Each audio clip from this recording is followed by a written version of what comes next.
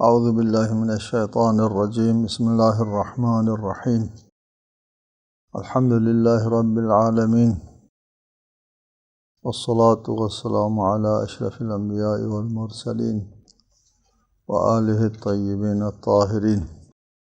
اعوذ باللہ من الشیطان الرجیم یریدون ان یطفئوا نور اللہ بافواہہم ویأبی اللہ الا ان یتم نورہ وَلَوْ كَرِهَ الْكَافِرُونَ۔ سورہ توبہ آیت 32۔ یہ لوگ اپنی پھونکوں سے نور خدا کو بجھانا چاہتے ہیں، مگر اللہ اپنے نور کو مکمل کرنے کے علاوہ کوئی بات نہیں مانتا، اگرچہ کفار کو ناگوار گزرے۔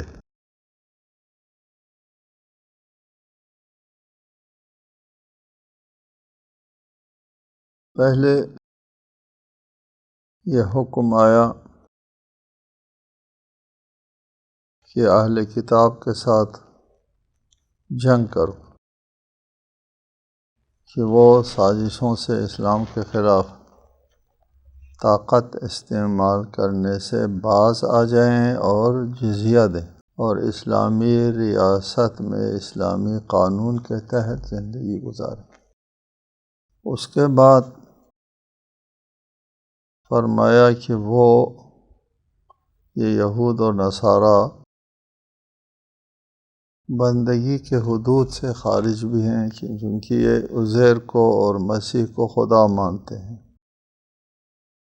ثانیاً ان کے علماء اللہ کی بندگی سے بغاوت کرتے ہیں، چونکہ حلال خدا کو حرام اور حرام خدا کو حلال کرتے ہیں۔ یہ مسیح کو یا عزیر کو ابن اللہ کہنا، اللہ کے ساتھ کسی کو شریک ٹھہرانا، اسی سلسلے کی ایک اور بات ہے۔ اللہ کے قانون میں دخل اندازی کرنا، یہ بھی توحید کے منافی، یہ اللہ تعالیٰ کے حاکمیت اعلیٰ میں مداخلت ہے، جو نظریہ اور عقیدہ توحید کے سراسر خلاف، قانون سازی میں مداخلت، اس پر کل گفتگو ہو گئی۔ آج کی اس آیت میں ارشاد فرمایا کہ یہ لوگ اللہ کے نور کو اپنی پھونکوں سے بجھانا چاہتے ہیں۔ کیوں ان کے ساتھ لڑائی کریں؟ وجہ پہلے تو یہ بتائی کہ یہ بندگی اور عبودیت کے حدود سے باہر ہیں، اور یہ لوگ سرکش ہیں، اور اللہ کی بندگی کرنے اور اللہ کی توحید کا جو علمبردار ہے دین اسلام، اس کے خلاف طاقت استعمال کرتے ہیں، سازش کرتے ہیں۔ یریدون ان یطفئوا نور اللہ، وہ اللہ کے اس نور کو اپنے پھونکوں سے بجھانا چاہتے ہیں۔ اگر کوئی کہے کہ دیا کا نور اور کسی اور چیز کا جو چراغ ہے اس کو پھونکوں سے بجھانا چاہتے ہیں اور ہم نہیں بجھانے دیں گے، تو اس سے یہ تصور آتا ہے کہ ان کی پھونکوں کے سامنے کوئی اور رکاوٹ ڈالی جائے گی، اور اس وجہ سے ان کے پھونکوں سے یہ دیا جو جل رہا ہے یہ نہیں بجھے گا، کیونکہ دیا کی روشنی پھونکوں سے بجھ جاتی ہے۔ لیکن جب کہا کہ ایک طرف لوگوں کے پھونک ہے اور دوسری طرف اللہ کا نور، اللہ کی روشنی ہے، نور اللہ ہے، تو اس میں یہ اشارہ بھی نہیں، صراحت ہے کہ یہ لوگ ایک سعی لا حاصل کرتے ہیں اور ایک ناممکن بات کے پیچھے لگے ہوئے ہیں کہ اللہ تعالیٰ کا نور جو پورے کائنات میں پھیلا ہوا ہوتا ہے، اور اللہ تعالیٰ کا نور جو ایک ثابت چیز ہے پوری کائنات میں، وہ ایک پھونک سے نہیں بجھایا جا سکتا۔ یہ اس بات کی طرف اشارہ ہے کہ یہ لوگ ایک محال اور ناممکن چیز کے پیچھے لگے ہوئے ہوتے ہیں، اور دوسری طرف یہ خوشخبری بھی ہے مسلمانوں کے لیے کہ یہ جس مقصد کے لیے لڑ رہے ہیں، جس چیز کے پیچھے لگے ہوئے ہیں، وہ ہونے والی بات نہیں ہے۔ جس طرح قرآن مجید میں فرمایا کہ کافر جو ہے وہ جنت نہیں جائے گا جب تک اونٹ جو ہے وہ سوئی کے ناکے سے نہ گزرے۔ سوئی کے ناکے سے اونٹ کا گزرنا ایک ناممکن چیز ہے، اس کو تعلیق بالمحال کہتے ہیں نا، ایک ناممکن چیز ہے۔ عربوں میں محاورہ ہے کہ میں جب تک کوا سفید نہیں ہوتا، تارکول جو ہے وہ بالکل چمکدار سفید رنگ کا نہیں ہوتا، تارکول اور کوا، میں گھر نہیں لوٹوں گا۔ یعنی ایک چیز کو محال اور ناممکن بتانے کے لیے ایک محال کے ساتھ تعلیق کرتے ہیں، معلق کرتے ہیں، مشروط کرتے ہیں، اس کو تعلیق بالمحال کہتے ہیں۔ یہاں بھی تقریباً اس قسم کی تعبیر ہے کہ ایک پھونک سے چراغ خدا کو، اللہ کے نور کو بجھانا چاہتے ہیں، ان کی سائلہ حاصل ہے، ناممکنات کے پیچھے لگے ہوئے ہیں، یہ لوگ اپنی منزل کو نہیں پائیں گے اور فتح تمہاری ہوگی۔ واللہ متم نوری ولو کرہ الکافرون۔ اللہ کے مقابلے میں ان کی پھونکوں کی کیا حیثیت ہے؟ یہ جو اہل کتاب کی جو آئے دن کی سازشیں ہیں، ان کے اللہ تعالیٰ کے ارادے کے مقابلے میں کوئی حیثیت نہیں ہے۔ ایک واضح سی بات۔ اگلی آیت ہے هو الذی ارسل رسولہ بالہدی ودین الحق لیظہرہ علی الدین کلہ ولو کرہ المشرکون۔ اللہ کی ذات وہ ہے کہ جس نے اپنے رسول کو ہدایت اور دین حق کے ساتھ بھیجا تاکہ اسے ہر دین پر غالب کر دے۔ لیظہرہ علی الدین کلہ، دین حق کے اوپر بھیجا ہے تاکہ یہ دین حق تمام ادیان پر غالب آ جائے، اگرچہ مشرکین کو برا ہی لگے۔ اس آیت میں یہ تقریباً پچھلی آیت کی ایک توضیح ہے کہ وہ اس نور خدا کو بجھانا چاہتے ہیں اور اللہ اس نور کی تکمیل کرے گا۔ اس نور کی جب تکمیل ہو جائے گی تو پھر یہ تمام روشنیوں کے اوپر غالب آئے گا۔ دوسری آیت میں یہ بتایا والذی ارسل رسولہ بالہدی ودین الحق، ہدایت اور دین حق کے ساتھ اپنے رسول کو بھیجا ہے تاکہ وہ دین علی الدین کلہ، تمام دین کے اوپر یہ غالب آ جائے۔ یہاں اس آیت کی تفسیر توجیہ میں اور اس کے سمجھنے میں تھوڑی سی دشواری پیش آتی ہے، ہمارے معاصر زمانے کی صورتحال کو سامنے رکھ کر بات سمجھ میں نہیں آتی کہ قرآن تو کہتا ہے کہ اس دین نے تمام ادیان پر غالب آنا ہے، اور جبکہ ہم اس وقت یہ بات دیکھ نہیں رہے کہ ہم تمام ادیان پر غالب آئے ہوں۔ غلط فہمی یہاں سے پیدا ہوتی ہے، حدیث میں بھی الاسلام یعلو ولا یعلی علیہ، اسلام سر بلند رہتا ہے، اسلام کسی اور چیز سے کمتر نہیں رہے گا۔ تو یعلو ولا یعلی علیہ نظر نہیں آتا، الاسلام کہا ہے اور ادھر دین کہا ہے، بالہدی و دین الحق، دین حق، یہ غالب نہیں آتا۔ یہاں خلط مبحث ہے بین الدین والدینین و بین الاسلام والمسلمین۔ قرآن کہتا ہے یا حدیث کہتی ہے کہ اسلام غالب رہے گا، قرآن کی آیت کا یہ کہنا ہے کہ دین غالب رہے گا، دین دستور اور قانون اور نظام حیات سے عبارت ہے کہ یہ نظام حیات تمام دیگر نظام حیات پر غالب رہے گا۔ یہ اسلام، یہ دستور حیات، یہ زندگی کا لائحہ عمل جو یہاں دیا گیا ہے، یہ تمام دیگر دساتیر، تمام دیگر آئین کے اوپر یہ آئین غالب رہے گا۔ یہ نہیں کہا مسلمان غالب رہیں گے، اس آئین کے ماننے والے غالب رہیں گے۔ ماننے والے اور ہوتے، اسلام اور ہوتے ہیں، مسلمان اور ہوتے ہیں۔ دین اور ہوتا ہے، دین اور ہوتا ہے، دین والے اور ہوتے ہیں، دینین متدینین، اس دین کے اپنانے والے غالب رہیں گے۔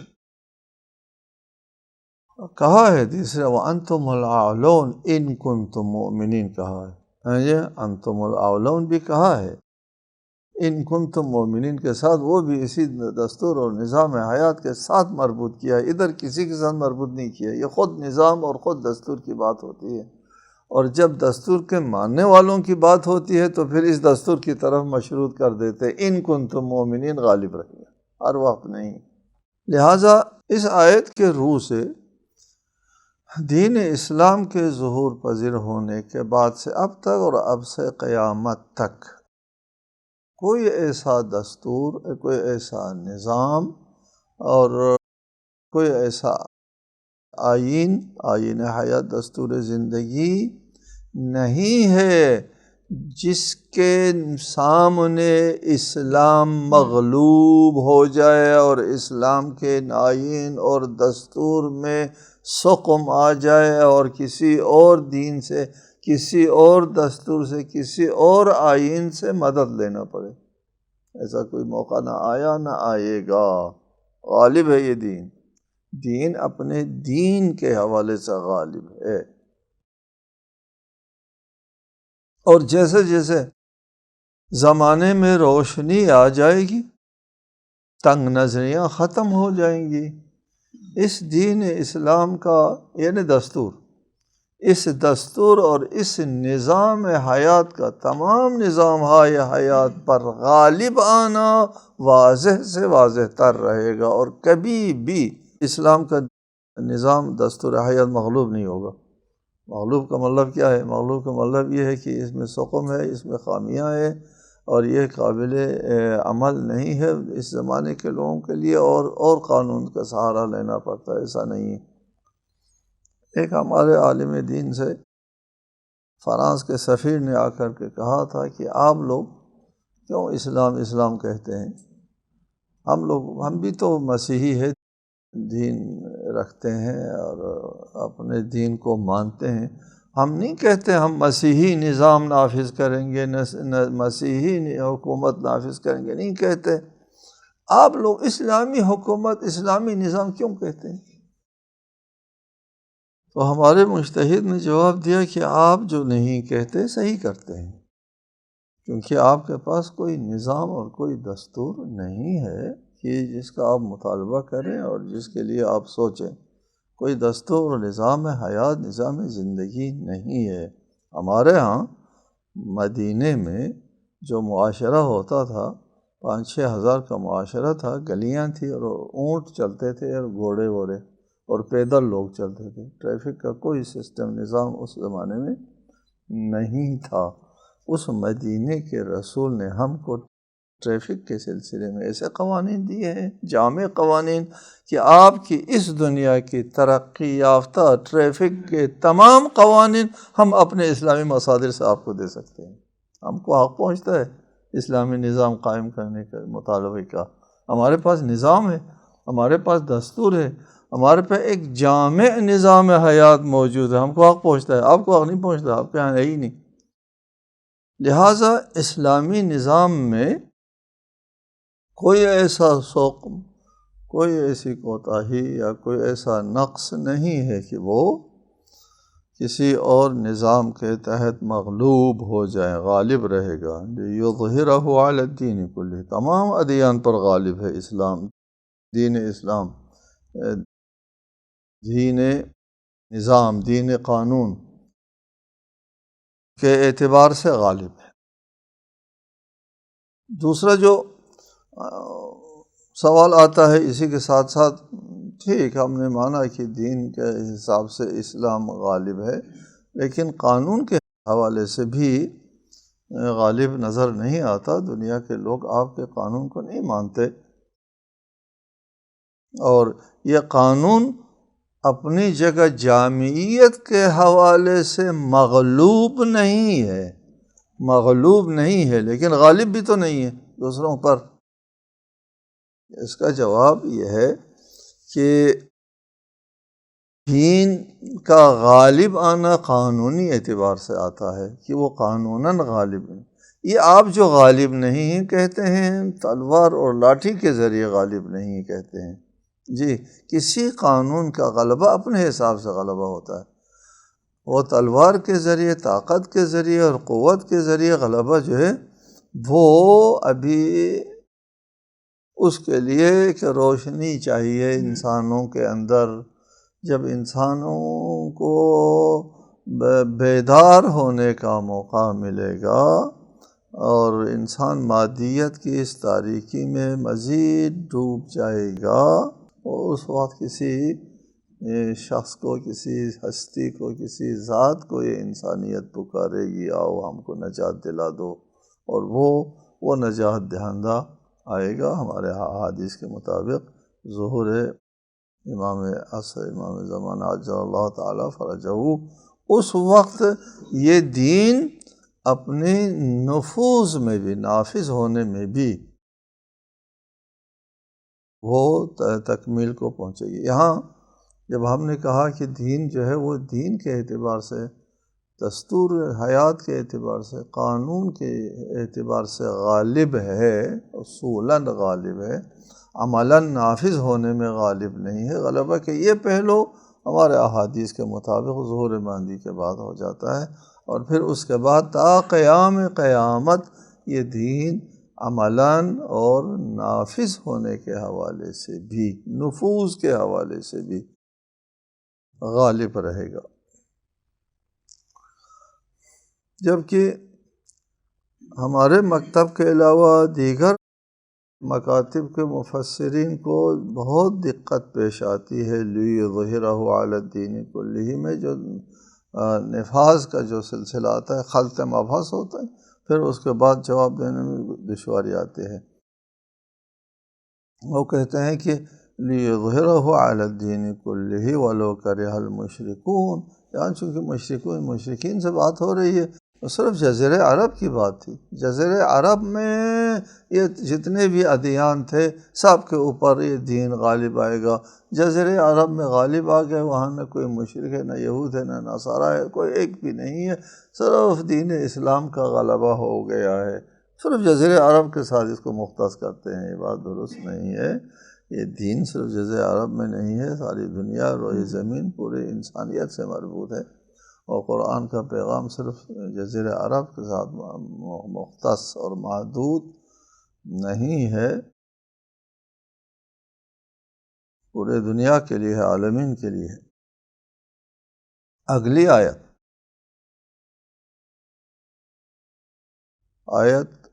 34، اس میں ارشاد ہوتا ہے یا ایھا الذین آمنوا ان کثیرا من الاحبار والرہبان لیأکلون اموال الناس بالباطل ویصدون عن سبیل اللہ۔ اے ایمان والو، اہل کتاب کے بہت سے علماء اور راہب ناحق لوگوں کا مال کھاتے ہیں اور انہیں راہ خدا سے روکتے ہیں، ناحق مال بھی کھاتے ہیں اور اس مال کو ذریعہ بناتے ہیں لوگوں کو راہ خدا سے روکنے کے لیے۔ دو کام کرتے ہیں، حرام بھی کھاتے ہیں اور حرام کام بھی کرتے ہیں اس مال سے۔ رہبان اور احبار کے بارے میں پہلے گفتگو ہو گئی۔ یہ لوگ جو ہے اموال الناس کھاتے ہیں، یہ ان کا ایک نظریہ کفارہ ہے، اس حساب سے کفارے کا پیسہ بہت لیتے ہیں۔ کسی نے اگر گناہ کیا، مسیحیوں میں یہ عام ہے، کسی نے اگر گناہ کیا تو وہ آتا ہے کہ جی میں نے یہ گناہ کیا ہے، اور اس کا کفارہ جو ہے وہ اتنے 1000 روپیہ جو ہے اس کا کفارہ لیتا ہے چرچ، اور کفارہ لے کر کے اس کا گناہ معاف کر دیا جاتا ہے، چرچ معاف کرتا ہے۔ اس قسم کا مال لیتے ہیں لوگوں سے۔ بہرحال یہ اپنی جگہ واضح سی بات ہے، لیکن بات جو ہے وہ آگے کی زیادہ قابل توجہ اور مورد بحث ہے دو حوالوں سے۔ والذین یکنزون الذهب والفضة ولا ينفقونها في سبيل الله فبشرهم بعذاب علیم۔ اور وہ لوگ، والذین، اور وہ لوگ، یہ اہل کتاب کی بات تو ہو گئی۔ اہل کتاب میں سے جو کہ بہت سے احبار و رہبان ہیں، یہ لوگوں کا مال ناحق کھاتے ہیں، اور وہ لوگ جو سونے اور چاندی کا ذخیرہ کرتے ہیں، ولا ينفقونها فی سبیل اللہ، اور اس کو راہ خدا میں خرچ نہیں کرتے، فبشرہم بعذاب علیم، ان کو عذاب علیم کی بشارت دے دو۔ یہاں پر ایک مسئلہ ہے، واو کا مسئلہ ہے، اس کی طرف ایک مختصر سا اشارہ کریں گے اور باقی مباحث کل کے لیے رہ جائیں گے۔ اور پھر اس کے بعد کنز کا مسئلہ ہے، ذخیرہ اندوزی کا مسئلہ ہے۔ یہ ذخیرہ اندوزی ممنوع ہے اسلام میں۔ ذخیرہ کس کو کہتے ہیں؟ کون سی بات ممنوع ہے؟ کنز کی کیا تعریف ہے؟ یہاں ارتکاز سرمایہ کا مسئلہ آتا ہے، تو مول ملکیت کا مسئلہ آتا ہے۔ اسلام میں نظریہ ملکیت کیا ہے، کس حد تک انسان مال کا مالک بن سکتا ہے۔ پہلے ہم واو پر آتے ہیں۔ اس واو کی ایک تاریخ ہے، یہ واو ایک تاریخ رکھتی ہے جب ہے۔ وہ تاریخ کیا ہے؟ وہ تاریخ یہ ہے کہ عصر حضرت عثمان میں قرآن کی تدوین، یعنی جمع قرآن، اثر نو نہیں، بنیادی تدوین نہیں، اس سلسلے میں ہم کل گفتگو کریں گے آپ سے۔ مختلف قراءتوں سے ایک ہی قراءت کا قرآن بنانے کا سلسلہ شروع ہو جاتا ہے۔ وہ سلسلہ شروع ہوا تو اس وقت ایک کمیٹی تشکیل دے دی گئی حکومت کی طرف سے۔ وہ چونکہ تعلیمی اعتبار سے، علمی اعتبار سے مطلوبہ سطح کے اوپر نہیں تھے، اس وجہ سے وہ ناکام ہو گئے۔ لوگوں نے ایک کمیٹی تشکیل دے دی حضرت ابی بن کعب کی سربراہی میں۔ ابی بن کعب کی سربراہی میں یہ کمیٹی تشکیل دے دی قرآن کے مختلف قراءتوں کو ایک ہی قراءت پر جمع کرنے کے لیے، ایک نسخہ بنانے کے لیے۔ یہ کمیٹی بیٹھ جاتی ہے ابی بن کعب کی سربراہی میں۔ ایک روایت یہ ہے کہ ابی بن کعب جو ہے ان کا انتقال ہو گیا تھا حضرت عمر کے زمانے میں، اور یہ حضرت عثمان کے زمانے میں ابی کہاں سے آ گیا؟ یہ ابی تو موجود ہی نہیں تھا۔ ایک اعتراض مستشرقین اٹھاتے ہیں کہ آپ کے روایات صحیح درست نہیں ہے، کہتے ہیں کہ ابی نے آپ کا قرآن بنایا، موجودہ قرآن۔ ابی تو تھا بھی نہیں وہاں اس زمانے میں۔ ہم نے جواب دیا ہے، تحقیق بھی کی ہے کہ یہ نظریہ درست نہیں ہے کہ ابی حضرت عمر کے زمانے میں وفات پا گئے تھے۔ ابی جو ہے سن 31 تک زندہ تھا، اور یہ ابی ہے۔ بعض نے کہا ہے کہ نہیں، یہ ابی کا بیٹا تھا، اس کی کام کر رہا تھا جمع قرآن کے لیے۔ بہرحال جو بھی ہے، حکومت کی کوئی مداخلت نہیں تھی جمع قرآن میں، کمیٹی لوگوں نے بنائی تھی ابی کی سربراہی میں۔ البتہ اس جگہ پر حکومت نے مداخلت کرنے کی سوچی اور کہا کہ یہ واو یہاں نہیں ہونا چاہیے۔ واو کی تعریف اس طرح ہے کہ یہ واو یہاں نہیں ہونا چاہیے تاکہ یہ چاندی اور سونے کی سرمایہ کاری، ارتکاز سرمایہ جو ہے وہ احبار و رہبان کے حصے میں چلا جائے، مسلمان چھٹ جائیں اس چیز سے۔ واو نہ ہو تو پھر یہ ان کے حصے میں جاتا ہے نا، مطلب یہ بنتا ہے کہ وہ الذین، وہ احبار و رہبان جو یکنزون الذهب والفضة، سونے اور چاندی کا ذخیرہ کرتے ہیں، ان کو وہ رہبان جو ہے اور احبار، ان کو عذاب علیم کی بشارت دے دو، یہ ان کا حصہ ہو جاتا ہے واو نہ ہونے کی صورت میں۔ انشاءاللہ تعالی تفصیل ہم کل بیان کریں گے۔